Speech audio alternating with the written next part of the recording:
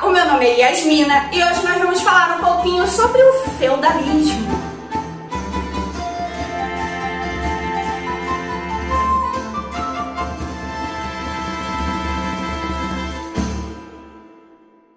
O período medieval, ele foi marcado por um sistema socioeconômico chamado feudalismo. Durante o governo do imperador Otávio Augusto, Roma havia atingido uma grande extensão de terras com um comércio forte e lucrativo sob seu controle. O percurso pelo mar Mediterrâneo, principal rota comercial, era bastante rápido, o que fortalecia os romanos. Tudo isso demonstra bem que o comércio foi decisivo para o crescimento de várias civilizações. Entretanto, o crescimento comercial ele passou por uma fase muito grave de crise. A queda do Império Romano do Ocidente foi o principal motivo para que o comércio entrasse num período de estagnação. A economia na Europa ela mudou a sua estrutura. O que antes era centralizado passou a uma fase de esfacelamento e descentralização. O modo de produção feudal surgiu durante um período em que o mundo vivia incertezas diante da queda de Roma. As bases econômicas feudais passaram a ser unidades de terra compostas de lotes, chamadas feudos.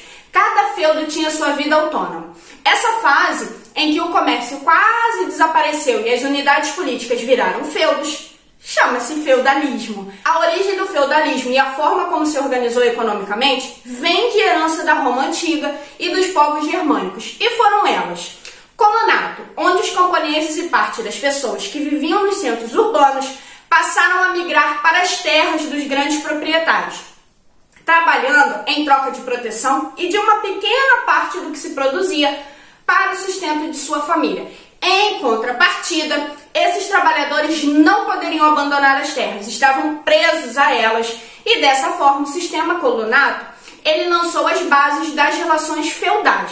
Comitatus era a aliança baseada na fidelidade e lealdade entre chefes militares e seus guerreiros. Esse juramento militar ele deu origem às relações que regiram o sistema feudal: suzerania e vassalagem. Benefício era a relação socioeconômica que consistia em trabalhadores camponeses usarem as terras cultiváveis para seu sustento e, em troca, tinham de pagar na forma de produção agrícola tributos e impostos. Em geral, a maior parte do que se produzia era destinada aos donos da terra. Com a queda do Império Romano do Ocidente, o bem mais valioso passou a ser a terra. Como falamos, houve o processo de ruralização e repartição da terra. Cada propriedade dessa formava o feudo, que era a principal base do feudalismo. E essas unidades de terra eram geralmente cedidas a militares e guerreiros para que esses pudessem levar segurança ao feudo em troca de boa parte da produção.